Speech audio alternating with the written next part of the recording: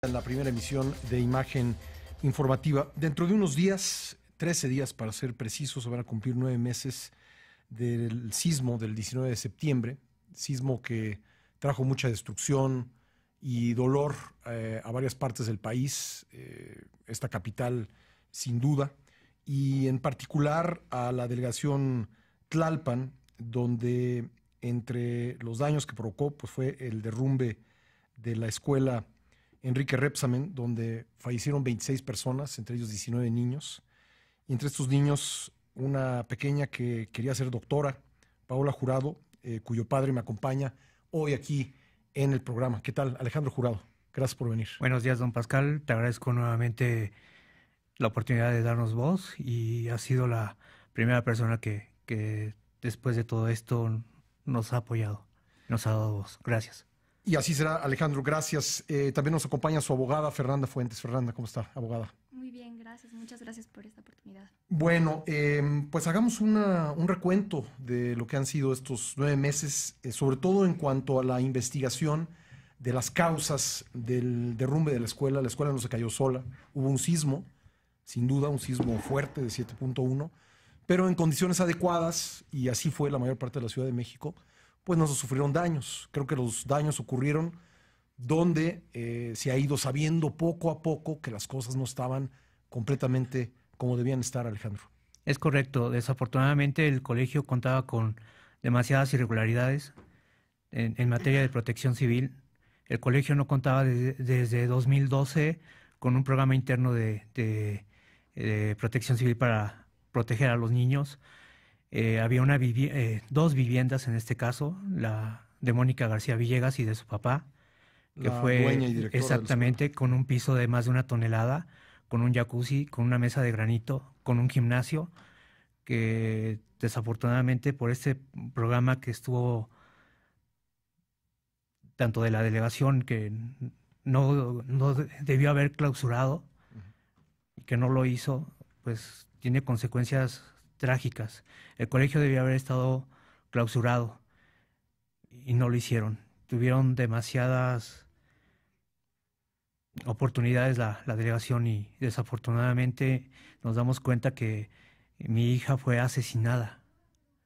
Mi hija la mataron por las irregularidades, por las omisiones de diferentes funcionarios públicos. Llámese de la delegación, de SEDUBI, del INVEA, que no han dado la cara y le pedimos... así como yo tuve que reconocer a mi hija, que ellos también den la cara. Es lamentable que estas omisiones se sigan repitiendo en la delegación Tlalpan.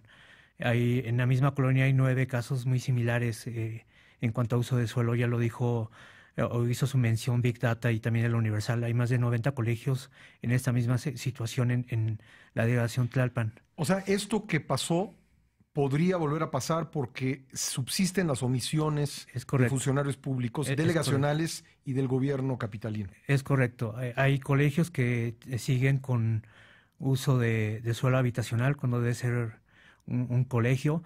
Está bien que la gente haga crecer un negocio, pero en este caso estamos hablando de niños. Estamos hablando de que a lo mejor creció como un jardín de niños, una primaria y después una secundaria, y que a lo mejor fueron varios predios que fueron comprados, pero no creció de manera ordenada. Realmente cuando uno va a un restaurante no pide las licencias, llámese de permisos con la delegación o de sanidad. De igual, de la misma manera, nosotros confiamos en la escuela. ¿Y qué es lo que pasó? Nosotros creíamos que un lugar que iba a ser su segundo hogar iba a ser su tumba. Nunca pensamos que fuera de esta manera. Y las omisiones se han ido revelando, desafortunadamente, las omisiones, irregularidades que hemos encontrado en el transcurso. Y que sí ha sido una cruzada muy complicada el ir, tal parece que nosotros somos los malos y vamos en contra de las autoridades porque no quieren transparentar y no sé cómo mencionarlo, pero alguien que no puede transparentar, la verdad, no debe de gobernar. ¿Ha habido un intento, abogada, por ocultar la información? Sí, de diversas autoridades. Bueno, obviamente ya tenemos el caso bastante a la luz respecto a Tlalpan y cómo trataron de ocultar la información, alegando que un juez les había ordenado reservar la información cuando únicamente les pidió reservar datos personales, pero entregar las versiones públicas de los documentos, que es su obligación en materia de transparencia. Pero ahora también nos encontramos con la SEP, que también ya reservó la información porque mandó los documentos a la carpeta de investigación. Sin embargo, esta información es pública, es información que existió mucho antes de los sucesos y de la pérdida de estos 19 niños y 7 adultos, y así nos hemos encontrado. Cada vez que avanzamos un poco nos encontramos con una autoridad que otra vez frena o desvía la atención. Es un tema regular que hemos tenido aquí. Sin embargo, con esta oportunidad que nos da, me gustaría un poquito contarles sobre la denuncia que acabamos de presentar. Nosotros presentamos una denuncia en relación a los temas de protección civil, a las omisiones en las que incurrieron diversas autoridades, entre ellas, por supuesto, la delegada con licencia Claudia Sheinbaum Pardo y sus otros autoridades a su cargo, como es César Hernández, el director de protección civil de la delegación Tlalpan, y todas las otras autoridades que sean responsables. Como bien sabemos, protección civil es todo un sistema y es un sistema nacional. Tenemos una ley general que se encarga de dirigir estas competencias, ¿no? La delegación en su jurisdicción tiene todas las capacidades en materia de protección civil. Entre ellas... Tiene que hacer cumplir la ley. Claro que tiene que hacer cumplir la ley. Esa es una de sus primeras obligaciones. Además, como servidores públicos, ellos se obligan a proteger a las personas que se encuentran dentro de su jurisdicción. Entonces, sí es muy importante porque ellos están incumpliendo con esta obligación. ¿Por qué presentamos la denuncia? Hay un delito que se llama ejercicio ilegal del servicio público, que nosotros lo estamos presentando principalmente por dos cuestiones. La primera es cuando una autoridad que tiene la obligación por su cargo, por su empleo, por su comisión, de proteger o garantizar la seguridad, vida y todo lo demás de las personas que están bajo su cuidado y no lo hacen y de alguna u otra forma propician ese daño, cometen el delito del ejercicio ilegal. ¿Qué fue lo que detectamos aquí? Como ya se ha dicho, parece que protección civil no existía en la delegación Tlalpan, pero como bien dice Alejandro, esto no es una excepción. Casi todas las escuelas están iguales, por lo menos los de Nuevo Oriental Coapa, que vemos 9 escuelas más que también violan los usos de suelo y los niveles de construcción permitidos. Y esto es solamente el inicio, la punta del iceberg, pero luego empiezas a ver cuántas autoridades realmente no han cumplido con sus obligaciones y que eso derivó directamente en la muerte de estos 19 niños y 7 adultos. ¿Cuáles son las principales omisiones? Ya me refería usted el aspecto concreto de protección civil, pero ¿en qué otras omisiones incurrieron las autoridades delegacionales o del gobierno capitalino respecto de la escuela Enrique Rebsamen? Que sean relevantes comentar. Sí, claro. Aquí. Bueno, si seguimos en el tema de protección civil, como ya se ha dicho, no se instaló el Consejo Delegacional de Protección Civil, que tenía que instalarse en el 2015, después de la toma de posesión de Claudia Sheinbaum Pardo como jefa delegacional. Tenía 90 días naturales para hacerlo, tenía que hacerlo antes del 30 de diciembre del año 2015. No lo hizo, no lo instaló. ¿Qué es este consejo? Este consejo se dedica a vigilar todo el tema de protección civil en la delegación.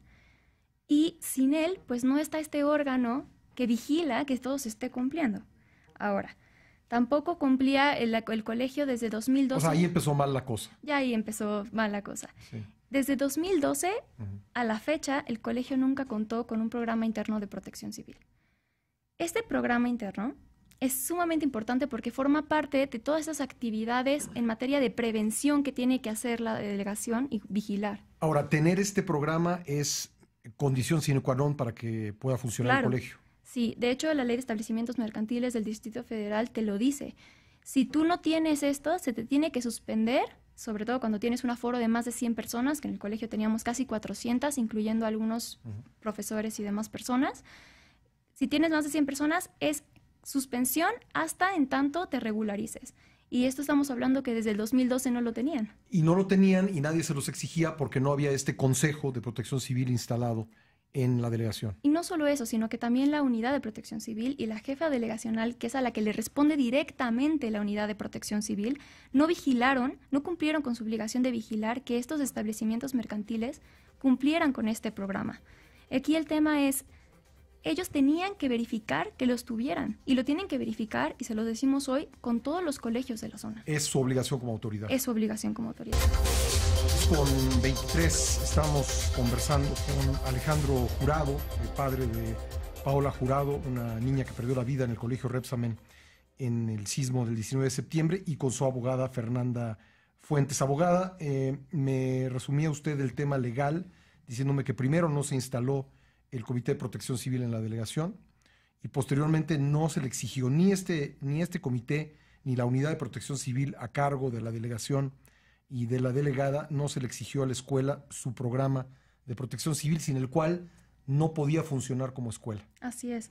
Ahí nos quedamos. Exactamente, sí, muchas gracias. El tema de protección civil es muy importante. Como se los dije, si ellos no tenían este programa, la autoridad estaba obligada a inmediatamente suspender las actividades hasta en tanto se regularizaran. ¿Cuál es otro de los problemas que nosotros hemos visto?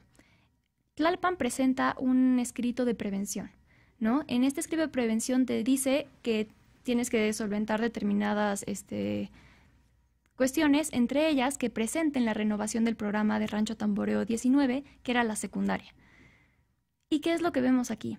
Nunca se le notifica a la persona. ¿Y cuál es el problema de no notificárselo? La autoridad tenía la obligación de hacerlo. Incluso ya en ese momento volvió a incumplir con su obligación. A ella, Mónica García Villegas, tenía que notificárselo. Se le tenía que notificar a Mónica García Villegas. Así es, ella es la dueña del colegio. Sí.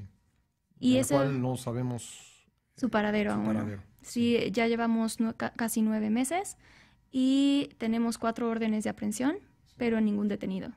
Y tenemos amparos y tenemos recursos que se están solventando en sus determinados procedimientos, pero realmente no vemos tanto avance. Lo que sí podemos decir es que la carpeta de investigación crece todos los días. La SEP ya entregó la información, cosa que es muy buena y que también nos ha permitido extraer de ahí más información. Sin embargo, sí vemos como un aletargamiento de las personas por este proceso político en el que nosotros no nos tratamos de meter para nada, nosotros no tenemos bandera ni color, pero que sí vemos que hay un efecto en que retiene a todas las autoridades y pareciera que los detiene en hacer lo que tienen que hacer. A mí me sorprende que una directora de un colegio no pueda ser localizada en 9 meses cuando tenemos a delincuentes de muy alto perfil que sí han podido ser detenidos con anterioridad, ¿no? Incluyendo exgobernadores presuntamente responsables de muchos delitos. Alejandro, reponerse de esto es tremendamente complejo. Ha sido muy complicado todos los días han sido diferentes. Desde ese día que tuvimos que reconocer a nuestra hija, cremarla, el volver a mirar nuevamente a los ojos a mi hijo. Sí, ha sido temas muy, muy complicados. El volvernos a reestructurar como familia, como persona, ha sido muy complicado. Y seguimos y seguiremos en esta cruzada. Y realmente no me gustaría que esto le sucediera a ningún padre, a ninguna madre. ¿Es lo que más lo mueve en hacer estas denuncias, seguir investigando sobre el caso? No, me mueven 2 cosas. Una, justicia, que los niños tengan justicia, porque realmente sí fueron asesinados. Y la segunda es crear conciencia con todos y cada uno de los padres. Viene un periodo de inscripción a los niños y sí me gustaría, invito a todos que revisen que no haya lugares ocultos donde no puedan pasar los niños o los padres de familia, que realmente, o sea, sí es muy importante el plan de estudios de una escuela, pero además los permisos que deben de tener y que las autoridades realmente cumplan en este caso. Es muy, muy importante. ¿Hay la obligación de que estos permisos estén exhibidos? Sí, estos permisos son públicos, deberían de estar para cualquier persona. Aquí el tema que es muy importante que menciona Alejandro es ¿por qué los papás ahora son los responsables de verificar que los establecimientos mercantiles, como son las escuelas privadas, cuenten con estos Sí, documentos. decía Alejandro que cuando uno va al restaurante, pues no pide los permisos de sanidad, ¿no? Sí. Exactamente, es lo mismo. Aquí la autoridad, ellos confían en que la autoridad los deja funcionar porque cumplen con todos los requisitos que señala la ley. Los papás no están obligados a verificarlo, pero hoy, en este país y como estamos, ya tenemos que hacerlo. O sea, qué mal que la corrupción y la impunidad y la ineficiencia llegue tan lejos que hasta podamos perder la vida de nuestros hijos. O sea, no volverlos a ver, como dice Alejandro, y los que sobrevivieron hoy están sufriendo muchísimo. Y eso es culpa de las autoridades que no hicieron su trabajo y de los particulares que decidieron no acatar la ley. Y usted está en esa doble situación, Alejandro. Es correcto. Padre de una niña que perdió la vida y un sobreviviente, que también es todo un proceso para quienes sobrevivieron, para los niños y para los maestros. Sí, desafortunadamente los niños han sido estigmatizados. También mi hijo ha recibido bullying. Me queda claro que también ser una maestra del Repsamen, porque he platicado con varias, siguen siendo víctimas en los trabajos. Tienen que estar a prueba. Desafortunadamente es una sociedad en donde la víctima parece que es el culpable. Y también es importante, también como menciona Fernanda, que confiemos en nuestras autoridades, porque no puede ser que a la UVM la clausuran por también condiciones similares. Y todavía me sigo preguntando por qué el colegio nunca fue clausurado. ¿Por qué Mónica Villegas jamás tuvo tanta inmunidad en la delegación Tlalpan? Todavía esas preguntas todavía no tienen respuesta. No tienen respuesta. O sea, ¿por qué la dejaron ampliar su casa? Cuando probablemente uno hace una remodelación o algo y está la delegación y le clausura a uno, pero a ella no le tocaron en ningún momento. Y tal como menciona, ¿acaso habrá corrupción en este caso? ¿O habrá más cosas en el colegio con la señora? ¿Por qué? Y también siguen siendo preguntas que uno me hago todos los días. ¿Cómo es posible que Mónica García Villegas siga prófuga cuando agarran al Chapo? O sea, pesa más una directora que tiene que dar respuesta por la vida de más de 19 niños y 7 adultos.